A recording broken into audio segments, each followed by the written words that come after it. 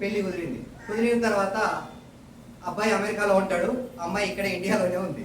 కుదిరిన తర్వాత ఒక రోజు అమ్మాయి ఫోన్ చేసి అబ్బాయితో మాట్లాడుకుంటారు కదా, ఇక స్టార్ట్ చేశారు.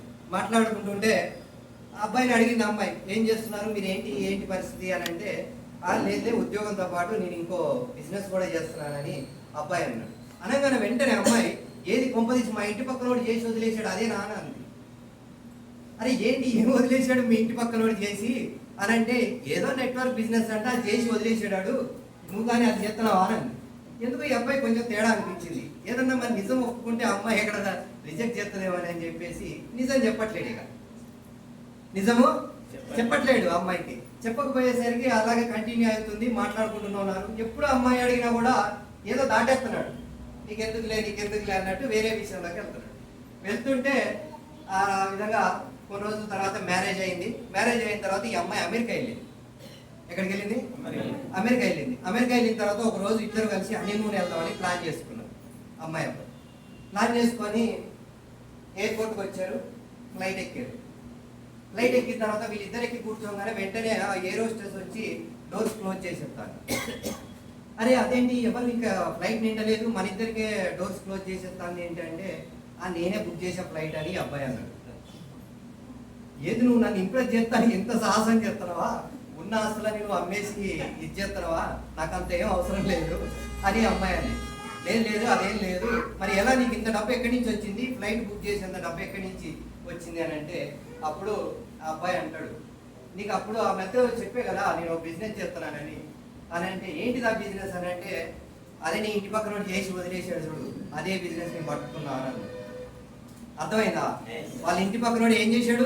వదిలేశాడు. పట్టుకున్నాడు ఏమైండు? ఫ్లైట్ లో తిప్పుతున్నాడు. అది అర్థం, పట్టుకోవడంలో అంత గొప్పతనం ఉంది.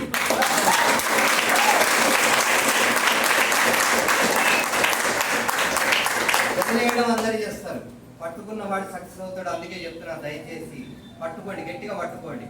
ఏదైతే మీకు ఇవాళ అవకాశం వచ్చింది అని అంటే, ఇవాళ ఊరికినే రాలేదు ఇక్కడ, మీకు అర్థమవుతుందా? ఏదైతే ఇక్కడ కొత్త వాళ్ళు కూర్చున్నారో మీరు ఎవరో నాకు తెలియదు. నేను ఒకటే విషయం చెప్తాను, మీరు ఏదైతే ఇక్కడికి వచ్చి ఎందుకు కూర్చున్నారు అంటే, గత 6 నెలల క్రితం నుంచి మీరు ఏదో ఒకటి చేయాలని ఆలోచన చేశారు. అందుకు ఆలోచన చేశారు కాబట్టి మీ అప్లైని మీ ఇంటికి పంపాడు. Yes or no? నమ్ముతారు నమ్మరా? మీరు ఆలోచన చేశారు ఏదో ఒకటి చేయాలి అని. అది ఇవాళ మీ ఇంటి దగ్గరికి మీ అప్లై రూపంలో పంపించాడు. ఎవరు? భగవంతుడు పంపించాడు. అందుకే నమ్మండి అని చెప్తున్నాను ఏదైనా సరే. ఎందుకనంటే ఎంత సింపుల్ వ్యాపారం అంటే వెస్టీజ్ అనేది. సపోజ్ ఒక విషయం చెప్తాను, ఇవాళ బాగా చదువుకున్న వ్యక్తి చదువుకొని ఉద్యోగాలు చేసి డబ్బు సంపాదిస్తున్నాడు. మరి చదువు లేనివాడి పరిస్థితి ఏంటి? నాలంటోడి పరిస్థితి, రైట్? బాగా డబ్బున్న వ్యక్తి డబ్బు సంపాదించి ఏదో పెట్టుబడి పెట్టి వ్యాపారాలు చేస్తున్నాడు, డబ్బు సంపాదిస్తున్నాడు. మరి డబ్బు లేనివాడి పరిస్థితి ఏంటి? నాలంటోడి పరిస్థితి. ఏం చేయాలి? వీళ్ళిద్దరికీ వెస్టీజ్ ఉపయోగపడుతుంది. ఏదైతే చదువు లేదో, ఏదైతే డబ్బు లేదో, వీళ్ళకి వెస్టీజ్ అనేది ఉపయోగపడుతుంది. అందుకే చెప్తున్నా, నా లాంటి వాళ్ళు ఎవరైతే పేదరికంలో ఉన్నాను అని అనుకుంటారో, మీ అందరికీ వెస్టీజ్ అనేది ఒక వరం లాంటిది.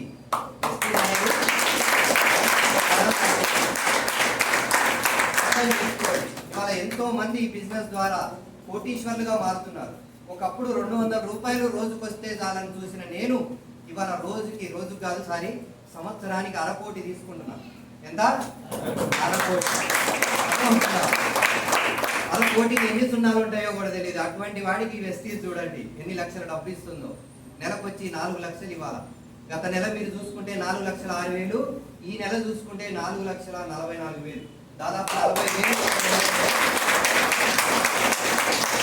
చెప్పుకోగలిగాను. ఇంకా ఇదే కాదు, ఇంకా రేపు చాలా సాధించడానికి పనిచేస్తున్నాం. రేపు నెక్స్ట్ కార్, ఇప్పుడు ఒక కారు తీసుకున్నాను, రేపు 2వ కారుకి సిద్ధంగా ఉన్నా. 75 లక్షలు స్టార్టింగ్ 75 కాదు 87 లక్షలు starting price range rover car.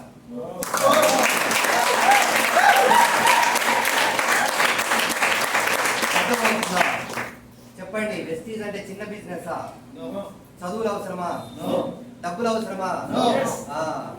ఆలోచన చేసుకోండి.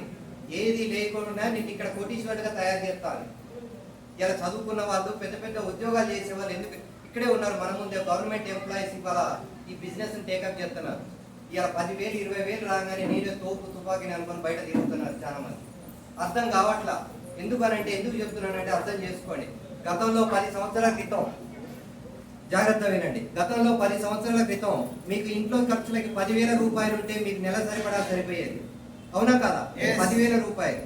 ఇవాళ కనుక మీరు గమనిస్తే ఇవాళ కనీసం 50-60 వేలు లేనిది మీకు అది నడిచే పరిస్థితి లేదు. ఎస్ఆర్నో?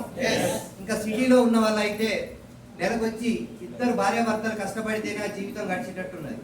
సిటీలో ఉన్న వాళ్ళ పరిస్థితి ఇవాళ ఎందుకు సింపుల్గా చెప్తున్నా, ఇక్కడ వ్యవసాయం చేసే వాళ్ళు ఉంటే కనుక ఒక 5 ఎకరాల భూమి మీకు సొంత భూమి ఉంటే 5 ఎకరాలు మీరు భూమి మీద కూడా ఇద్దరు పిల్లల్ని చదివించలేని పరిస్థితుల్లో ఇవాళ ఉంది. ఎస్ఆర్నో? ఉన్నారా వ్యవసాయం చేసేవాళ్ళు? రైట్. మాలాగా, మా తాతలాగా.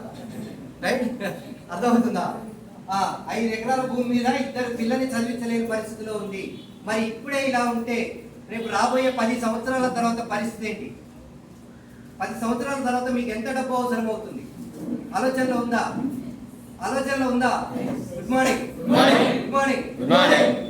ఆలోచించగలిగితే నెలకి 1,00,000 రూపాయలు మీ జేబులో ఉంటేనే మీరు హ్యాపీగా ధైర్యంగా తిరగలుగుతారు. లేదంటే సలాములు చేసుకుంటా మనము సత్తుకుపోయి బ్రతకాల్సిన పరిస్థితి ఉండబోతుంది.